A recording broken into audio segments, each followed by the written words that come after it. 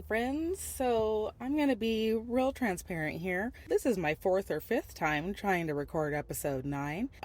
This is probably the one with the clearest voice. I've had this lingering respiratory weird cough thing for a month and a half, and I just felt like I didn't want to scare you guys with my hag witch voice. So let's see. We do have a couple things to catch up on. I am almost 30,000 words into an uncanny bargain. We're starting to get to the good part. I'm very excited about that. I'm starting to get to that part where I'm giggling every time I write, which that's always a good sign. I have also signed up for a couple of different book fairs around Ohio. I am coming back to the Columbus Book Fair. Very excited about that. That was a huge event. I think last year they said 40,000 people came. And just given the way, everything's going regarding federal funding, I think it's just a great opportunity to go out there and support my local library system, especially since they are such an anchor for our community. So I'm very excited about that. I actually went ahead and bought a couple of things that I think will help readers especially. I got a little stand for my Shopify card reader, so that way I don't have to be shifting between holding my phone and holding the card reader for the customer, for the reader who's buying my book. And I think it just gives it an air of legitimacy. I'm going to be testing that out at a maker fair at my workplace, actually, so that'll be a nice dry run. I'm also attending a couple of book fairs put on by the Hocking Hills group, and I think it's one that's in Marietta, one that may be in Athens proper. I actually went ahead and set up a Notion page that has all of my events listed for the year with addresses, dates, and websites. So go ahead and subscribe to my newsletter, because I will be reminding you every month about what's coming up, and I'm really excited about that. Some other things. I being a small business as I am an entrepreneur. I do have a Shopify. I do all of my marketing. I have yet to dip into advertising. Now, this is going to be more of an episode probably for writers, for authors, but I have always lived in the world of fear when it comes to trying to buy an ad. My business is very small. We're talking, if I clear $200 by the end of the year in profit, then I am celebrating hardcore, right? I am basically a break-even sort of business. So by having to throw money at an ad without knowing whether I'm actually going to make that money back is very difficult for me. It's just downright scary. I don't have the money to play with, and I don't want to make the wrong choice. Now, that being said, I think I've been coming at it from the perspective of an author who primarily publishes on Amazon, right? But that's not me. I publish wide, which means I publish my ebooks across all the different platforms, and then my print books are everywhere as well, and then I have exclusive editions on my website, and then I go to these local book fairs and arts events and will sell my books to people in person, which actually puts me more in the category of a small business e-commerce than an author trying to buy Facebook and Amazon ads to get more traffic to their Amazon listing. I don't know why that took 6 years for me to figure out, but hey, we figured it out. And I was reading up on advertising, Google, all the online advertising. It just has a really difficult way. Things are better to track whether your ad was how your reader came to you. But the return on the investment is really variable. It's very difficult to say whether the art that you pick, the tagline, the price, the placement of the ad, there's just a lot that goes into it. Whereas when I was looking up, okay, but if I were going to try to advertise my local small business, what should I focus on? I was shocked, guys.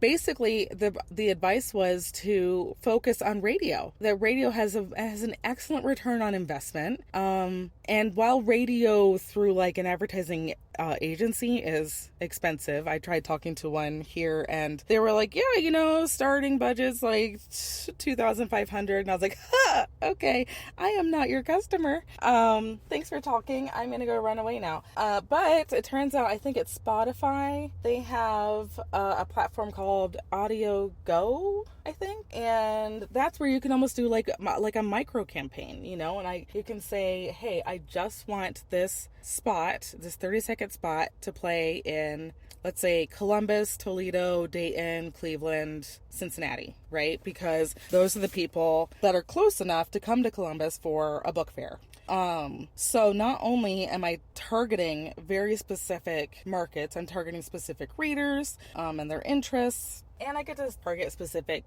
days of the week and certain times of day. So at the end of it, I'm trying to make sure that I, like, each person, and I'm trying to retarget, which means, like, if someone has heard and or interacted with my ad, that we would then try to show it to them again. And I'm trying to get as high of a number as I can, because I know, like, marketing lore is a customer has to see something 7 times before they actually click buy. And so I'm trying to go for that. I'm trying to see if I can get each person who sees this ad sees it 7 times and either decides to come to the Columbus Book Fair to meet me in person and chat about books and ghosts, or they can go straight to my website and order their copies there. Which you can do, and all the print copies are signed digitally, so you will always receive a signed book from my website. So anyway, I've been doing a lot of learning, a lot of growing, and a lot of healing, because my winter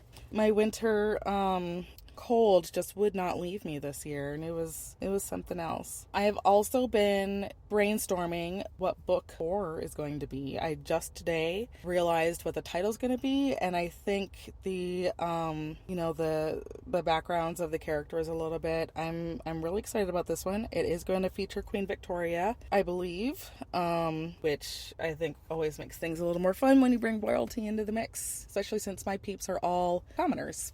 And then beyond that, I am looking at the series that's going to come next, which will be not related to ghosts, but will still be, somewhere between the 1880s and like 1905, 1907. I think it's going to be in Ohio. And I think the magic is going to be related to crafting, to craft magic. And I want to follow Jane Austen's titles even closer. So I think the first one might be called Pins and Prejudice. I actually went ahead and created the draft Kickstarter to capture some of my ideas for this. I may not even publish this book for another 5 years, but I've already got the Kickstarter drafted. So it's a great way to focus your thoughts and really make sure that I know what I'm talking about, what I want the reader to get out of this book.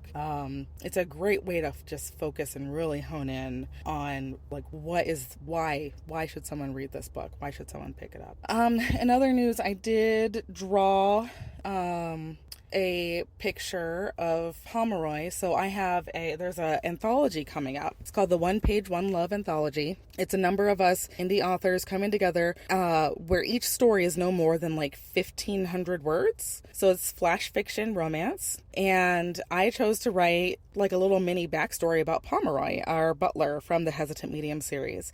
And then I thought, wouldn't it be nice? And so I decided to draw him and his love interest. Now, I will say, I started and finished this image in the iPad. I feel like you can tell that. Like, I am not practiced at that. It didn't really feel good. I really missed pen and paper.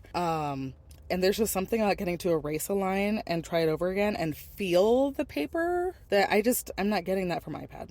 So it was a good experiment, but I think I want to go back to starting on my sketchbook first and then scanning in and cleaning up and all that in the iPad.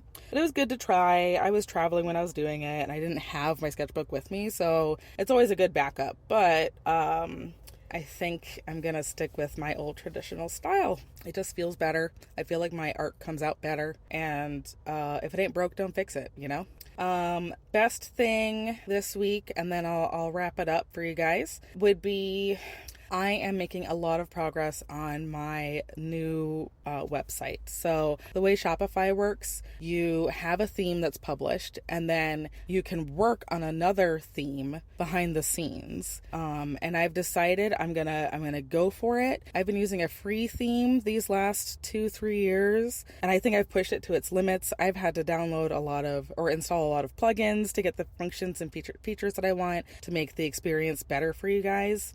And it's just getting to the point where like I'm going to start sacrificing like speed on the website in order to try to get everything going. So behind the scenes, I have been working on the website using a paid theme that has a lot of features embedded in it, so I can then uninstall a lot of stuff from my website, which I think then makes everything faster, smoother, performs better, gets better ranking for search results, that sort of thing.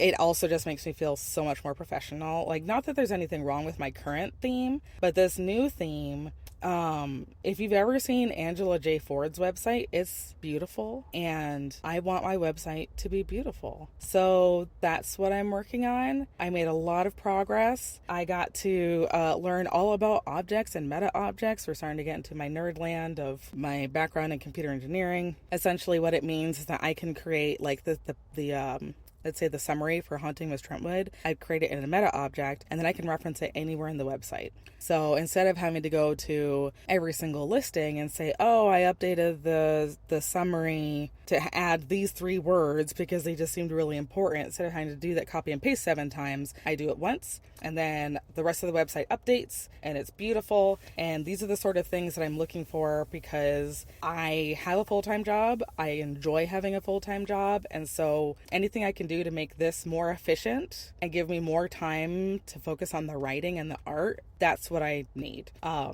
actually got to chat with a Shopify user researcher about this recently. And so that was really cool. Because at first she was kind of like, oh, so you don't have a full-time business? And I was like, no. And I thought that meant like, oh, my data isn't going to be useful for her study. But then when I kept talking about, I only get like 1 hour a day, to work on this stuff, I think that's when some of her questions, then she was like, oh, this is actually fantastic, because they're trying to do some really cool stuff behind the scenes.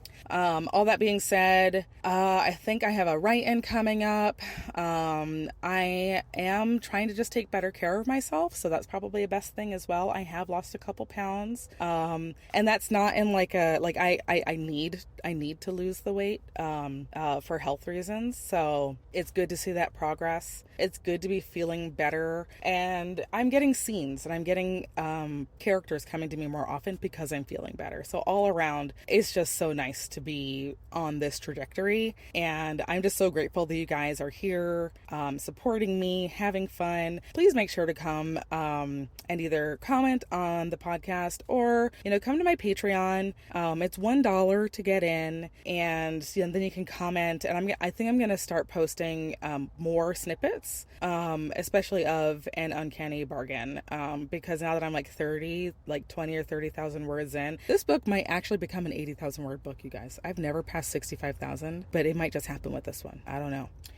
But yeah, so thanks so much. Feel free to reach out, with all the ways to get me. It'll be in my outro. But in general, it's good to be back. We have one more episode of the season, and then I'll see you probably for a special update sometime later in the year, and then we'll resume, I think in January of 2026. Oh my gosh, I can't believe I said that. All right.